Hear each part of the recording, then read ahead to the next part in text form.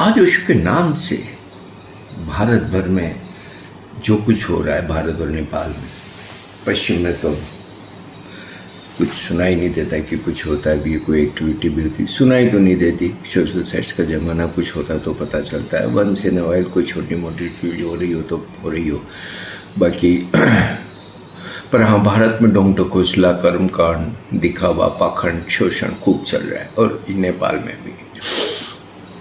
और ओशो के विजन के ठीक खिलाफ ओशो जिन बातों के लिए जीवन भर लड़ते रहे, वही सब बातें ओशो के नाम से शुरू कर दी। और सोशल साइट्स के ज़माने में जिसको देखो वो कुछ न कुछ बोलते रहते, लिखते रहते, वीडियो देते रहते हैं। अब हैरानी तो होती है भाई। अब कल मैं एक वीडियो देख रहा था, एक कोई होंगे ओशो के कथित सन्यासी, मैं नहीं मानता,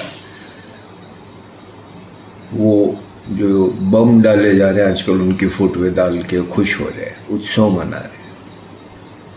और फिर जी हाँ करने वाले और भी, और ये बड़े प्रमुख लोगों में से हैं। प्रमुख से मतलब जो आजकल बड़े बनते हैं, लेगेसी बचाने वाले, और पता नहीं कौन कौन। तो एक ओवरऑल दौर चल रहा है। देख के हैरानी होती है यार कि ये होश में है ये लोग कि नहीं है। अरे तो कोई भी थोड़ा बहुत बुद्धिमान व्यक्ति, संवेदनशील व्यक्ति, भला व्यक्ति युद्ध का तो विरोध करेगा ना भाई। अब बम्बार्डमेंट पे खुश हो रहे हो और ओशो के नाम से सब चीजें कर रहे हो यार। लेकिन चलो ठीक है, तो बम्बार्डमेंट तो अपनी जगह है, लेकिन करने को तो क्या क्या नहीं हो रहा ओशो के नाम से यार। घटियापन की कोई हद ही पार करते चले जा रहे हैं। तो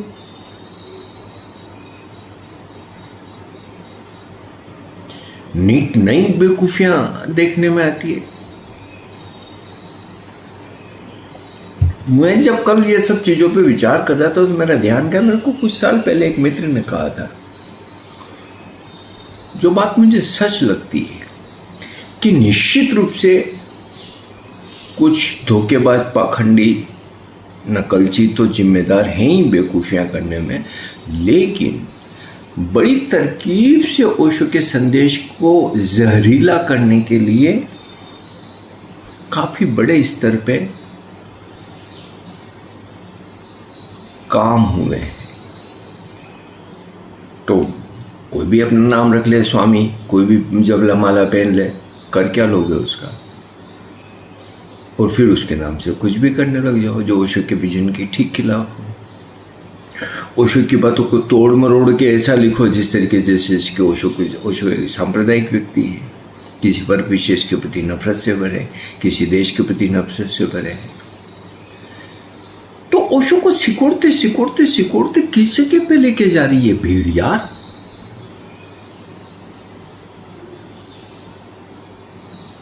हैरानी मेरी बात यह है कि जो मेरा ख्याल आ रहा था, आज अभी बैठे बैठे सोच रहा था मैं, कि इस सब जो चीजें चल रही है, इस पर कोई सवाल उठा रहा है, कोई प्रश्न कर रहा है, कुछ लिख रहा है, कोई बोल रहा है? ओशो के संदेश का इतना नुकसान किया जा रहा है, कोई नहीं बोल रहा।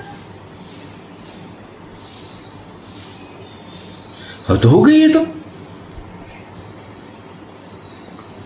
मैंने सालों काम किया है, जब ओशो के नाम से छोटी मोटी चीज भी भारत में कोई करता था तो पूना से बकायदा उनको पत्र जाता था, फोन जाता था, बात करते थे, समझाते थे और उन चीजों को उस दिशा में जाने से रोकते थे। आज तो बाढ़ आई हुई है।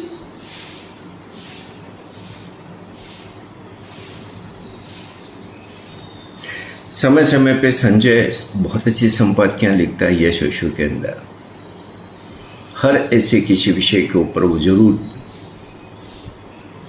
पूरा विश्लेषण करता है कि कैसे वो, चाहे वो ओशो के नाम को लेकर हो, चाहे ये ओशो के नाम से चल रही कई चीज़ों को लेकर हो, या सोशल साइट पे पता नहीं क्या क्या चलता है। हर संपादकीय में ओशो के ऊपर, ओशो संदेश पे संजय कुछ न कुछ लिखता है। मैं बोलता रहता हूँ, थोड़े बहुत लोग मुझे भी सुन लेते हैं, या फिर कीर्ति स्वामी हैं, वो भी कभी कभार ऐसी चीज़ों पे क्वेश्चन करते हैं, प्रश्न उठाते हैं। या कुछ कोई और लोग। पूना कहाँ नदारद हो गए? पूना की कोई जवाबदारी नहीं है। इतना जहर बोला जा रहा ओशो के संदेश में, पूना वाले चुप बैठे हैं।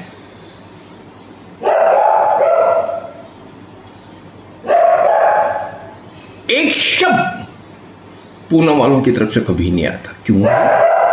क्या तुम्हारी जवाबदारी नहीं है? बड़े तुम तो 24 कैरेट शुद्ध की बड़ी जवाबदारी और छीना ठोकते थे इस बारे में। ये कोई माला पहन के चले जाए छोटा मोटा असहाय सा व्यक्ति तो इसके ऊपर पूरी दादागिरी करने में देर नहीं लगती है। तो फिर बोलो ना, ये जो भारत भर में हो रहा है, ये नेपाल में जो हो रहा है,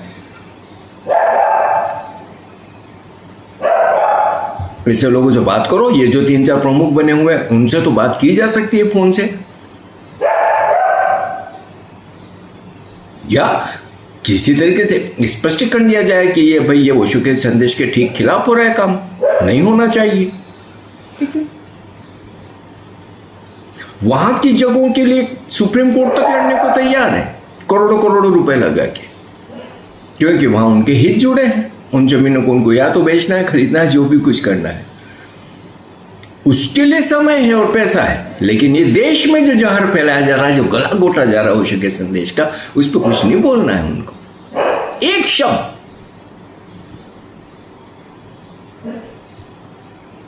और अगर तुम ऐसी जवाबदारी नहीं उठाते तो हटो वहां से यार। उन लोगों को आने दो जो इसी जवाबदारी उठा सकते हैं ऐसे लोग जो ऐसी जवाबदारी उठा सकते। और मैं ये कह सकता हूं कि आज भी ऐसे लोग हैं जो अगर वो बात करेंगे भारत में इन लोगों से तो उसका कोई न कोई निराकरण निकलेगा। उनकी बात का और उनके संबंध का रिस्पेक्ट करते हैं लोग। लेकिन उन लोगों को तो सबको भगा के हाशिए में डाल दिया, असहाय कर दिया, कमजोर कर दिया और बैठ गए हो।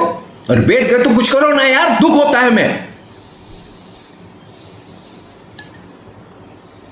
न दूसरों को करने देखो, छाती पे बैठ गए बिल्कुल। यार ये तो हद कर दी यार, हद कर दी। एक शब्द कभी नहीं बोलते। ये अमृतों को तो एक एक चीज पे इतना उबाल आता था, नहीं दिखता उसको इस देश में क्या हो रहा है।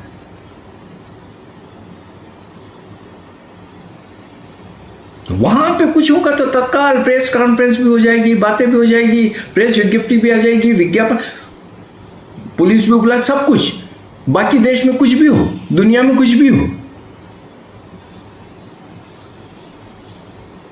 जो ये भले लोग बेचारे थोड़े बहुत कुछ अगर अपने दम पे कुछ करते तो उनकी यूट्यूब को, उनके फेसबुक को, उनके सोशल साइट्स को ब्लॉक करने का काम करो। और ये जो कर रहे हैं उनका किसी के ऊपर कोई आवाज क्यों नहीं उठाते हो? उनकी साइड क्यों नहीं ब्लॉक करते हो? वो तो धड़ल्ले से चल रही है।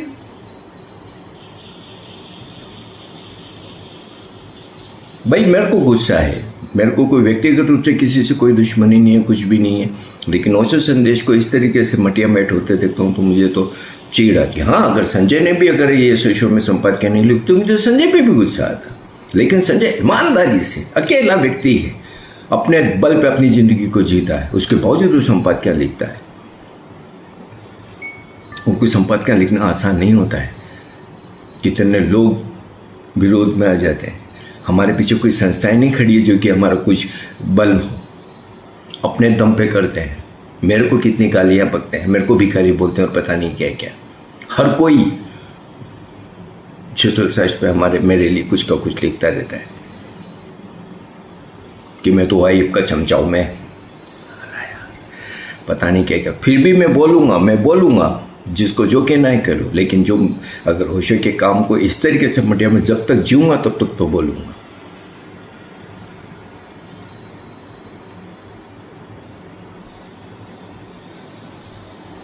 अरे अजीब चीज हो गई यार, अजीब चीज हो गई है। और मैंने चूंकि काम को पूना से जवाबदारी पूर्वक करते और होते देखा है, मैं उसमें सहभागी रहा हूं। और भारत के लोग या नेपाल के लोग या दुनिया में लोग सुनते थे, सहमत होते थे, उनको कोई निर्देश दिए जाते तो वो स्वीकारते थे, पत्रों से स्वीकार लेते। तो वो जमाना तो कोई ऐसे बहुत फोन का भी नहीं था यार। अब तो वीडियो कॉल और पता नहीं क्या क्या हो जाती है। इस तरीके से ओशो के काम को जहर दिया जाए, और अगर अमृतो साहब आप बैठे हो बोल चुप रहते हो तो मैं आपको निश्चित रूप से सवाल करूंगा। अमृतो, डॉक्टर अमृतो, ओशो की पर्सनल फिजिशियन, शर्म आनी चाहिए आपको कि आज इस तरीके से पूरे देश के अंदर ये चल रही है और आप कुछ नहीं बोलते हो। मैं गवाह हूं एक एक छोटी छोटी चीज पर आप किस तरीके से मीटिंगों में बोलते थे। अब कुछ नहीं हो रहा आपको, या और भी जो वहां है कि बस अगर अपने पे आ जाए, अपनी प्रॉपर्टी पे आ जाए, अपने लाभ नुकसान पे कुछ आ जाए तो सुप्रीम कोर्ट तक लड़ लो, बाहर गार्ड खड़े करके खड़े हो जाओ, बाकी तो जाए बाहर में। तो क्या मैं नियत पे शक नहीं करूंगा कि ओशो के काम के प्रति और ओशो के संदेश के प्रति ईमानदारी है, या अपने लाभ नुकसान और अपनी चीज में फायदे नुकसान के बारे में तुम्हें ज्यादा ध्यान है? अगर इसी चीज का होता तो तुम भारत के बाहर विषयों पे भी बोलते जैसे पूना पे बोलते हो। बोलना चाहिए, आर्टिकल लिखो, सोशल साइट्स पे लिखो, लाखों लोग शेयर करेंगे। एक ओशो के अभी की यश ओशो की संपादकी में संजय ने ओशो संदेश के ऊपर एक लिखा कि भाई ओशो ने किस तरीके से बोला कि उनके किसी ध्यान में संगीत में किसी तरह का कोई बदलाव नहीं किया जाए, वो वैसा ही किया जाए जैसा उनने बनाया है। लाखों लोग शेयर कर रहे हैं सोशल साइट्स पे। एक एक एक एक मत बनता है क्या ओशो क्या कहते हैं, और मैं अच्छे अच्छे लोगों को देख रहा हूँ हो ही जा रहा है वो शेयर। तो एक समझ मिलती है ना, लोगों को भी समझ मिलती है कि अरे यार ओशो ने इस तरीके से ध्यान में मिलावट करने और ध्यान में संगीत वगैरह बदलने और विधियां बदलने के विरोध में बोला है।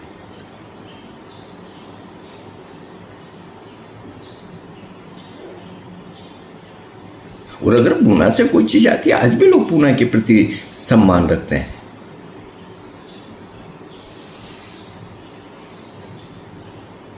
मैं निश्चित रूप से अमृतों से सवाल कर रहा हूं क्योंकि एकमात्र व्यक्ति वहां है जिसके लिए मैं आज भी मानता हूं कि एक रीढ़ वाला व्यक्ति है। बाकी तो सबको जानता हूं किसकी क्या ताकत है और क्या शब्द नहीं बोलना चाहूंगा।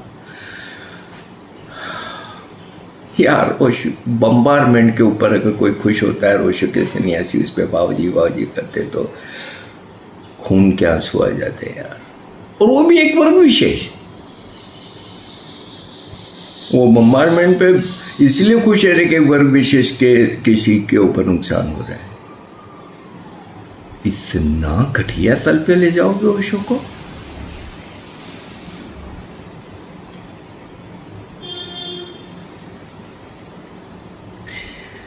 निश्चित रूप से मैं कई बार ख्याल आता है कि शायद कुछ साल पहले मुझे चले जाना था। जो आज हर तल पे देखने को मिल रहा है अजीब तो लगता है। और फिर निश्चित रूप से मैं कह सकता हूँ इतनी क्षमता और ताकत तो है कि जो होना हो सो हो, लेकिन जब ओशो के काम को भी इस तरीके से जहरीला होते देखता हूँ, और मुझे मेरा वो मित्र याद आता है जब उसने कहा था कि यार ये ना वो संस्था है बड़ी तरकीब से ओशो के काम में जहर डाल रही है और हम डालने दे रहे हैं, सवाल नहीं उठाते। मैंने एक कमेंट पूना के किसी व्यक्ति का नहीं देखा ऐसी चीजों के खिलाफ।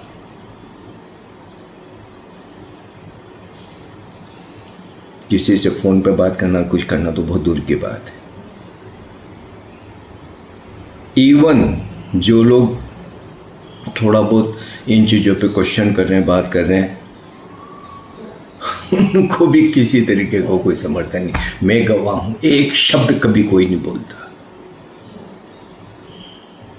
हालांकि मुझे तो कोई इन लोगों की अपेक्षा भी नहीं है। हैरानी तो जरूर होती है कि कैसे लोग हैं यार, कैसे लोग हैं। तो मुझे बड़ा लगता है कि अब भाई यार नहीं हो रही, जवाबदारी नहीं निभा रहे तो छोड़ो ना उन जगहों को यार, और लोगों को आने दो ना। संजय एक बहुत ही मूल्यवान व्यक्ति है, काश कि वो व्यक्ति निर्णायक पद पे होता। मैं कईयों को बहुत व्यक्तिगत रूप से सालों सालों से जानता हूं, कितने ही मैंने उतार चढ़ाव देखे हैं। निश्चित रूप से मैं संजय को कहूँगा, जो अंदर कोई ऐसे गांठें नहीं रखता है, उसके ईर्ष्या द्वेष की वजह से वो दूसरों का लोगों का नुकसान, इतनी इंसानियत और भलमनसाब तो उसमें है, लेकिन आज जो वहाँ पे पद पे बैठे हैं वो बड़े संकुचित लोग हैं और अपनी ईर्ष्या द्वेष के कारण ओशो के संदेश का गला घोड़ देते हैं। ये मैं जानता हूँ, मैं नाम भी ले सकता हूँ ऐसे लोगों का, क्योंकि पहले जीते जी वहाँ पर यही सब चीज़ें चल रही थी। उनके अपने ईर्ष्या द्वेष है और वो दूसरों के, और चाहे ओशो के काम का नुकसान हो जाए, बस यार ये निकले तो जो कोई लड़कियां उस पर हमारे अधिकार हो, कोई प्रतियोगी नहीं बचे। साले ऐसे मुश्किल ये है कि मैं निश्चित रूप से स्वीकारता हूँ, मैं वहाँ के लिए कभी कुछ नहीं बोलना चाहता। मैं चाहता हूँ कि वहाँ के प्रति लोगों में सम्मान बना रहे, वो जगह एक तीर्थ की तरह लोगों के हृदय में बसी रहे। लेकिन यस, कभी कभी तो पीड़ा होती है यार, कभी कभी तो होती है पीड़ा की यार हम लोग तो, मैं रिस्पेक्ट करता हूँ तुम्हारी यार, कुछ सोशल साइट्स पे बोलो, कहीं आर्टिकल लिखो, कहीं वीडियो बनाओ, और भी कोई ऑप्शन हो तो करो। जीते जी तो ये जहर नहीं निकला जा सकता। और ऐसा नहीं है, जो भी भले लोग हैं, समझदार लोग हैं, वो सभी लोग इस चीज़ों के लिए कुछ न कुछ बोल रहे हैं, लिख रहे हैं अपने अपने तल पे, तो मैं देखता रहता। लेकिन जहाँ से होने की अपेक्षा होती है, लेकिन मेरे को ये होता है कि पूना में जब होता है तब तो बड़े डंडा कमंडल लेके सब तैयार हो जाते हैं। तो इतनी ही जवाबदारी है क्या कि वो छोटी सी जगह पे क्या हो तो वो सब अपने सीना तान तान के आ जाएंगे, बाकी देश में और दुनिया में चाहे जो हो जाए, कुछ नहीं करना, कुछ नहीं बोलना।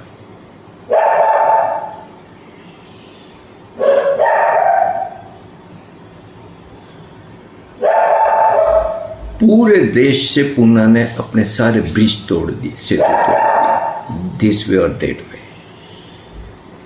जो सेतु मैंने देखा, और जब तक वो सेतु रहा पूरे देश में या दुनिया में, पूना से जो बात कही जाती थी, जो सुझाव दिए जाते थे, उनको स्वीकारा जाता था, माना जाता था। लेकिन अपने व्यक्तिगत स्वार्थों की वजह से, अपनी कोई जो भी चीज़ें थी उनके लिए सारे सेतु तोड़ दिए गए, एक एक एक एक एक एक करके आइसोलेटेड हो गया पूरा पूना। किसी को क्या लेना देना, किसी को कोई क्यों देखे कि पूना वाले क्या कह रहे हैं, नहीं कह रहे, और के भी नहीं। तो भैया मेरे को तो अजीब लगता है, ये नहीं होना चाहिए। और इस तरीके की बातें जो चल रही है, इसका कोई तो जवाब आना चाहिए। बाकी यहाँ व्यक्तिगत रूप से मेरा कोई किसी से वो नहीं है। दुख और प्रतिक्रिया ओशो के प्यार का काम को इस तरीके से बेहद गंदा होते देखता हूँ तो बोलना तो मेरा मन होता है, बोलना तो मैं हूँ। अब किसी को व्यक्तिगत लेना है तो वो ले, मैं कुछ नहीं कर सकता। लेकिन यस, चूँकि मैंने बहुत छोटी छोटी चीज़ों पर पूना से कदम उठाते देखा गया और अब पहाड़ जैसी चीज़ें हो रहे हैं मोह ने, तो मुझे अजीब तो लगता है कि क्यों हो रहा है। और मेरे को अजीब ये लगता है कि भाई ठीक है, अगर आप में क्षमता है तो हटो यार, आने दो ऐसे लोगों को जो अपनी जवाबदारियों को अच्छे से उठा लेंगे। संजय ने तो व्यक्तिगत गालियाँ खा के भी लिखा है।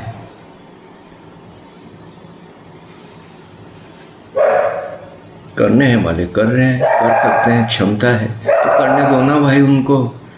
पद छोड़ना भी नहीं है और कुछ करना भी नहीं है। मेरे चैनल को सब्सक्राइब करें, लाइक करें, शेयर करें, हम मुझे आर्थिक मदद करें। कल ही ओशोबुली के डॉक्टर आए थे, वो ट्यूमर बड़ा हो रहा है, अभी इतनी स्पीड से नहीं हो रहा है दवाइयों का, और उसको फ़ायदा तो है। और बस एक बात बताई डॉक्टर ने, वो थोड़ा कल से मुझे चिंतित करी, अगर ट्यूमर बहुत बड़ा हो जाएगा तो वो फिर चमड़ी को नुकसान करेगा और उस वक्त अपने को ऑपरेशन करना पड़ेगा। प्लीज़ प्लीज़, मैं अगर मेरी ज़रूरत नहीं होती तो मैं कभी नहीं मांगता, कोई मैं व्यक्तिगत अपनी चीज़ों के लिए नहीं मांग रहा हूँ। प्लीज़